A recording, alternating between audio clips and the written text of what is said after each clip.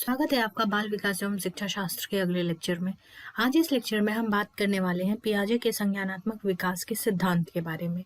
जो स्टेजेस उन्होंने बताए हैं उन स्टेजेस को हम डिटेल में कवर करेंगे। सीडीपी रिलेटेड और जितने कंटेंट है उन सारे कंटेंट के वीडियो लेक्चर को अवेल करने के लिए आप हमारे चैनल के प्लेलिस्ट में जाइए, जहाँ पे बाल विकास एवं शिक्षा शास्त्र नाम से एक प्लेलिस्ट बनी हुई है। Go there and check it out for more. पहले हमने जो पिछले लेक्चर में बात की है वो है डिसइक्विलिब्रियम और इक्विलिब्रियम, एकोमोडेशन, एसिमिलेशन, इन सारी चीजों के बारे में। तो जैसा पियाजे कहते हैं कि जो कॉग्निटिव डेवलपमेंट होता है वो डिसइक्विलिब्रियम से इक्विलिब्रियम की तरफ बढ़ने को हम कहते हैं।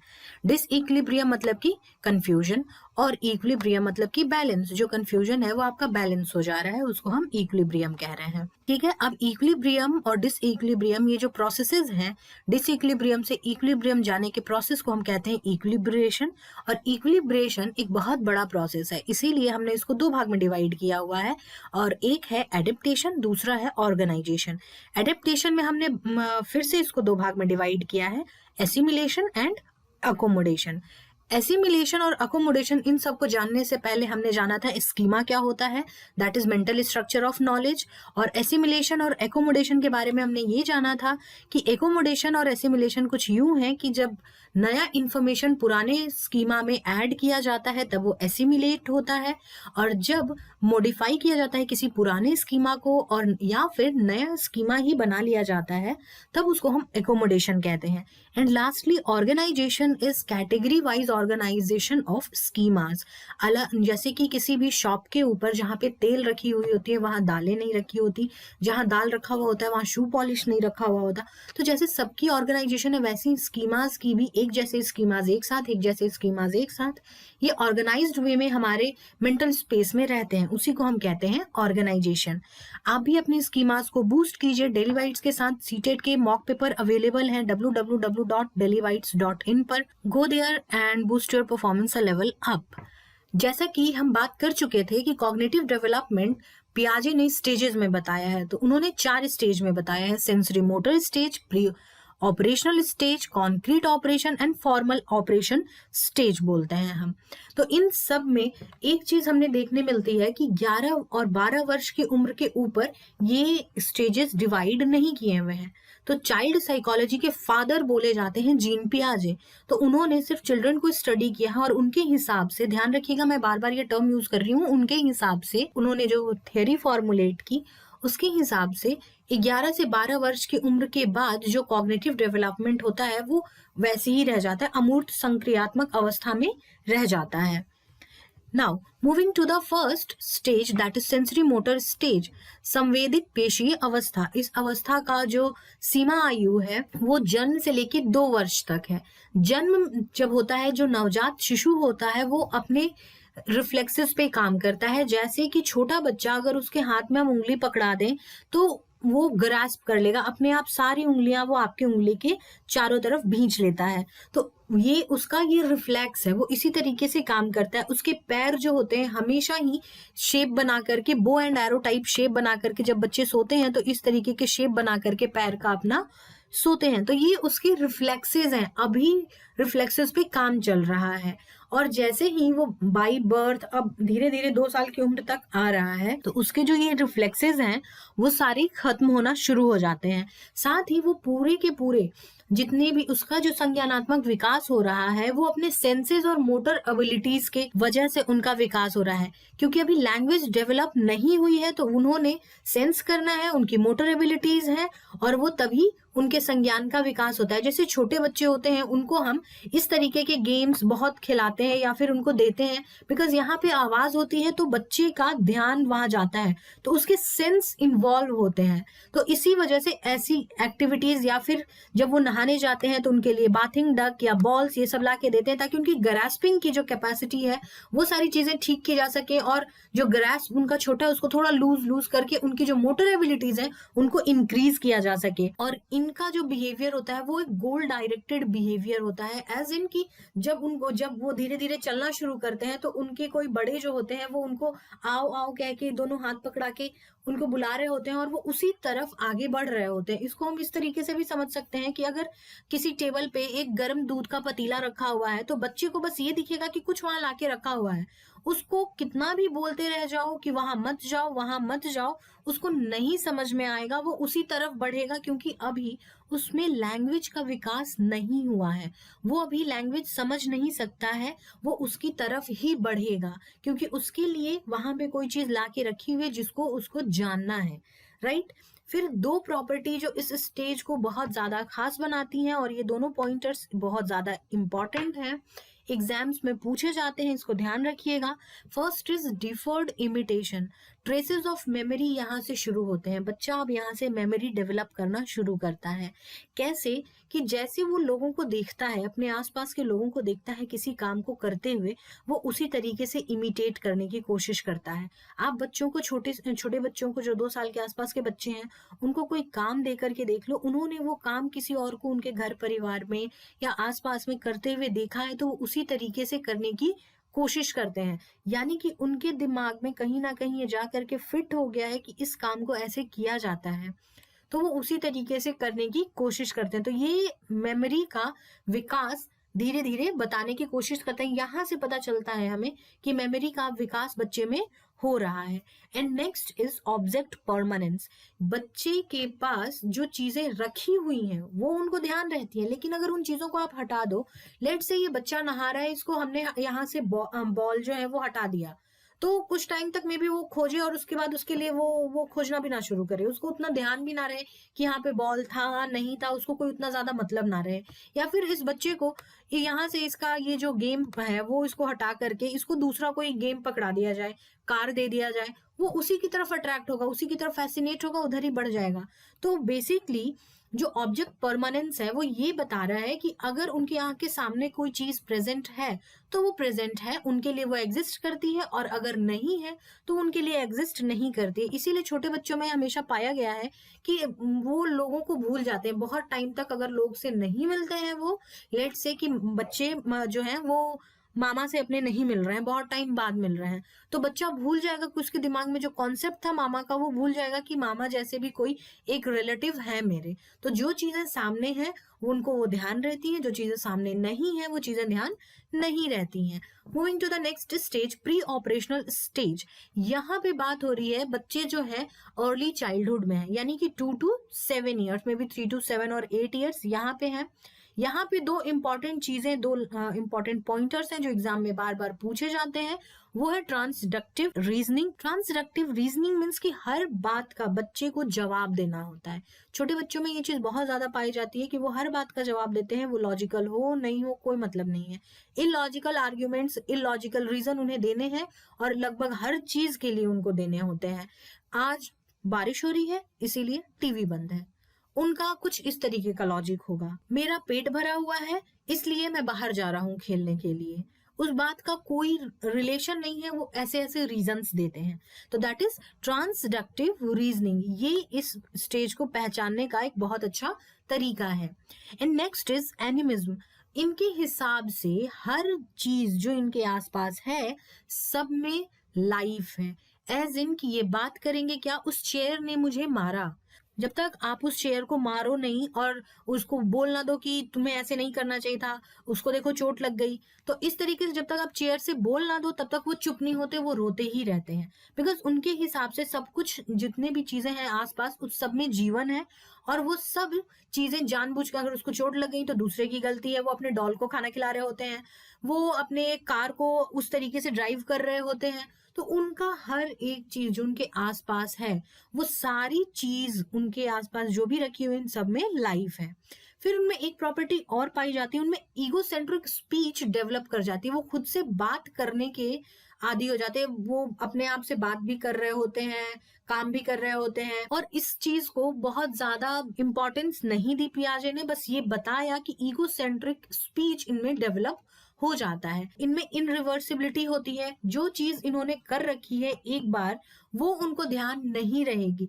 लेट से 3 + 5 = 8, लेकिन 8 - 3 = 5 कैसे हुआ इन्हें नहीं पता चलेगा। ये बच्चों में बहुत ज्यादा देखा गया है कि उन्हें 12 मल्टीप्लाई 2 इज इक्वल्स टू 24 आता है, लेकिन 2 मल्टीप्लाई 12 वो करके हाथ से देखेंगे, क्योंकि उन्होंने 2 का टेबल 10 तक लर्न किया है और 10 तक में नहीं आ रहा है। तो ये जो रिवर्सिबिलिटी है, रिवर्स करने का प्रक्रिया है, उनके दिमाग में ये फिट नहीं होती है। जैसे कि यहाँ से ही ये बहुत ही पॉपुलर एग्जाम्पल आया हुआ है कि दोनों कप में पानी बराबर है, लेकिन अगर एक कप, इस वाले कप, एक कप का पानी दूसरे किसी टम्बलर में उड़ेल दिया जाए और उसके बाद उन्हें बताया जाए, पूछा जाए उनसे कि किस में ज्यादा पानी है, तो वो कहेंगे कि टम्बलर में ज्यादा पानी है। तो वॉल्यूम और इन सारी चीजों का जो उनका रेशियो है, जो उनकी इमेजिनेशन है, वो अभी डेवलप नहीं हुई है। And last is सेंट्रेशन। उनके वो जो भी काम करेंगे वो कंप्लीट फोकस के साथ करेंगे, एक बार में उनका ध्यान सिर्फ एक काम पे होगा, हर तरफ नहीं होगा। वो मल्टीटास्किंग बच्चे इस एज में नहीं होते हैं। और इनकी जो थिंकिंग होती है, ये सिंबलिकली थिंक करना शुरू कर देते हैं। उनके दिमाग में वो अपने आप को इमिटेट करते हैं, कभी कुछ बन बन के चेक करते हैं। जैसे कि बच्चे क्या करते हैं कि अपनी मम्मा का या अपने पापा का कोई चीज यूज करते हैं और उनकी तरह एक्टिंग करना शुरू करते हैं। तो ये सारी चीजें भी इस स्टेज में पाई जाती हैं। Next is concrete operational stage, मूर्त संक्रियात्मक अवस्था। इस अवस्था में बच्चे इस अवस्था तक आते तक बच्चे मिडिल या लेट चाइल्डहुड में इंटर कर जाते हैं। उनका लॉजिकल थिंकिंग बिगिन हो जाता है, किसी भी चीज का वो लॉजिकल आंसर करना शुरू कर देते हैं। साथ में इरिवर्सिबिलिटी जो पिछले स्टेज में थी, जो उन्हें पता नहीं चल रहा था, वो अब पता चलने लगता है। वो चीजें रिवर्सिबल प्रोसेस से भी कर सकते हैं। साथ ही उनकी कॉज और इफेक्ट की अंडरस्टैंडिंग डेवलप हो जाती है। तो देखो 7 to 11 ईयर्स के बच्चों की बात हो रही है, तो यहाँ पे से बच्चे से हम वाई और हाउ वाले क्वेश्चन आगे बढ़ाते हैं, पूछना शुरू करते हैं, क्योंकि causes, what are the causes of air pollution, इस तरीके के सवाल बनने शुरू हो जाते हैं। और उसके जवाब, उसके आफ्टर इफेक्ट, पोल्यूशन के आफ्टर इफेक्ट क्या होंगे, इन सारे तरीके के सवाल के जवाब भी वो देना शुरू कर देते हैं। तो इसका इफेक्ट वहां हमारे रीडिंग मटेरियल पे भी पड़ता है। क्लासिफिकेशन ये समझना शुरू कर देते हैं, इसीलिए इनको क्लासिफिकेशन की नॉलेज इनके अंडरस्टैंडिंग बेस्ड क्वेश्चंस में भी डाली जाती है। जो इनका सेंट्रेशन था पहले, अब वो डिसेंटर्ड हो जाते हैं। कंजर्वेशन भी शुरू हो जाता है उनका, सिरेशन हो जाता है, यानी कि असेंडिंग डिसेंडिंग ऑर्डर में चीजों को लगाना समझ जाते हैं। वो आरोही और अवरोही तरह के क्रम को सजाना, नंबर्स हैं, लेटर्स हैं, बुक्स हैं, जैसे भी होंगे उन सबको लगाना शुरू कर देते हैं। सिरेशन का एक अच्छा और एग्जाम्पल ये भी है कि बच्चों को आप बहुत सारे साइजेस की बॉल दे दीजिए, तो वो बॉल को उस हिसाब से ही रखेंगे कि छोटे बॉल्स एक तरफ, उसके बाद जो उससे बड़े बॉल्स हैं एक तरफ, और जो सबसे बड़े वाले बॉल्स हैं वो एक तरफ।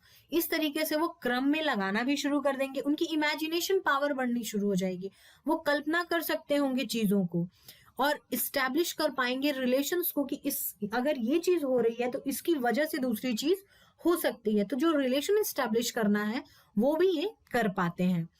राइट, अब हमने बात की थी कंजर्वेशन की, तो कंजर्वेशन में जैसे उस वाली स्टेज में, सेकंड स्टेज में बच्चा लिक्विड का नहीं बता पा रहा था कि लिक्विड अगर एक बराबर है, तो अगर सिर्फ उसका रिप्रेजेंटेशन अलग कर दिया जाए तो ज्यादा या कम भी होता है, उनके बराबर होना चाहिए। पर उनके लिए जिसमें लिक्विड ज्यादा है वो ज्यादा होता है, तो ये वाली चीज उनकी क्लियर हो जाती है। नंबर्स क्लियर हो जाते हैं, मैटर क्लियर हो जाता है कि से क्ले का लिया हुआ है, तो क्ले का जो बॉल 2 लिया हुआ है, उसी एक बॉल को हमने फ्लैट कर दिया। किसमें ज्यादा क्ले यूज हुआ है अगर हम पूछें, तो वो हम आराम से बता पाएंगे कि दोनों में इक्वल अमाउंट ऑफ क्ले है, बस हमने साइजेस बदल दिए हैं इसके।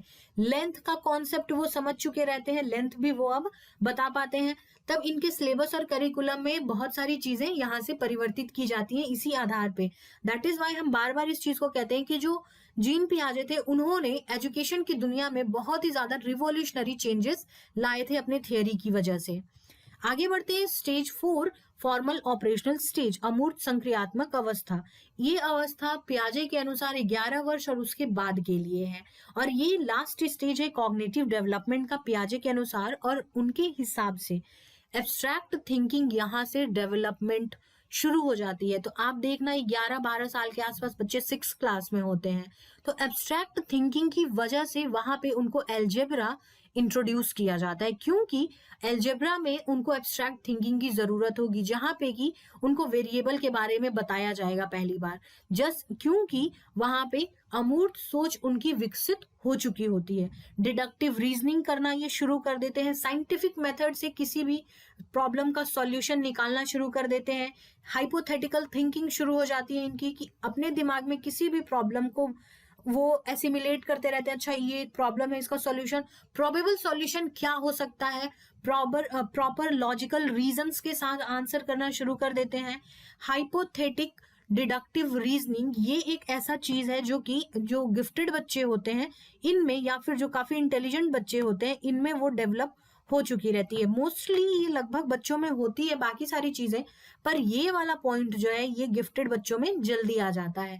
फिर उसके बाद एडोलेसेंट ईगोसेंट्रिज्म यहाँ पे डेवलप होता है, यानी कि खुद को, अपने आप को हमेशा ही सेंटर मानना, कि वो, उनको कोई भी देख रहा है, दूर से देख रहा है तो उनको लगेगा कि वो उन्हीं को देख रहा है, वो देख रहा हो पर्सन या ना देख रहा हो, लेकिन उनको लगेगा उन्हीं को देखा जा रहा है। कहीं पे एडोलेसेंट जा रहा है, आप हंस दो तो उन्हें यही लगेगा कि उन्हीं के ऊपर लोग हंस रहे हैं। तो ये एडोलेसेंट ईगोसेंट्रिज्म उनके अंदर आ जाता है, वो सेल्फ कॉन्शियस हो जाते हैं। सिर्फ पियाजे मानते हैं कि जो छोटे बच्चे होते हैं वो लिटिल साइंटिस्ट होते हैं।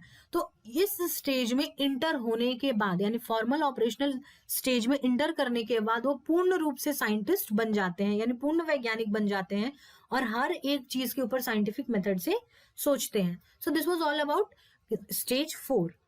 अब तक हमने जो पढ़ा है उस हिसाब से एक बार हम रिकैप कर लेते हैं। हमने 4 स्टेजेस पढ़ी, sensory motor stage, pre operational stage, concrete operational stage and formal operational stage. जो सेंसरी मोटर स्टेज था वो बर्थ से लेकर के 2 इयर्स तक था, जिसमें कि क्या हो रहा था कि बच्चे जो वर्ल्ड के बारे में समझ रहे हैं वो अपने सेंसेस और मोटर एबिलिटीज यानी कि एक्शंस के थ्रू समझ रहे हैं। प्री ऑपरेशनल स्टेज 2 से 7 वर्ष की उम्र के लिए था। जो बच्चे समझ रहे हैं वर्ल्ड के बारे में वो लैंग्वेज और मेंटल इमेजेस के बारे में, जो हम बात कर रहे हैं ना कि बच्चा इमिटेट करना शुरू कर देता है, राइट, कि मम्मी कैसे बोलती हैं, पापा कैसे करते हैं, कॉपी करना शुरू कर देता है, इमिटेशन शुरू हो जाती है उनकी। तो वो इस स्टेज में आके शुरू होती है। Then third is concrete operational, जो 7 से 12 वर्ष या 11 वर्ष की उम्र में पाई जाती है, जहां बच्चे लॉजिकल थिंकिंग करना शुरू कर देते हैं और अपने सवाल का जो तर्क देते हैं, काफी स्ट्रॉन्ग आर्ग्यूमेंट्स वो पेश करना शुरू कर देते हैं। And last stage is formal operational, जो 11-12 वर्ष और उसके बाद के लिए होता है। और इसमें जो छोटे बच्चे हैं वो कंप्लीटली साइंटिफिक तरीके से सोचते हैं और हाइपोथेटिकल प्रॉब्लम को भी वो सॉल्व करते हैं, अपने दिमाग में चीजों को एसिमिलेट करते हैं और मोस्ट प्रोबेबल करेक्ट रीजंस के साथ अपनी बातों को खत्म करते हैं। और जो जैसे कि हम अभी बात कर रहे हैं, तो ये एक बहुत ही अच्छी इमेज है जो कि इस चीज को डिपिक्ट करती है कि पूरे स्टेजेस में क्या चेंजेस हो रहे हैं। सेंसरी मोटर स्टेज में बच्चा देखिए टच करके सीख रहा है, यानी अपने मोटर एबिलिटी से सीख रहा है। प्री ऑपरेशनल स्टेज में बच्चा जो है वो दिखा रहा है कुछ इस तरफ से और इलॉजिकल आर्ग्यूमेंट्स के बारे में उसके दिमाग में चल रहा है, अगर हम इस इमेज को देख के थोड़ा समझ पाते हैं तो। देन कंक्रीट ऑपरेशनल स्टेज में ये थोड़ा सा इन्होंने लॉजिकल थिंकिंग शुरू कर दी है, ये बात कर रहे हैं कि ये दोनों इक्वल है इस तरीके से।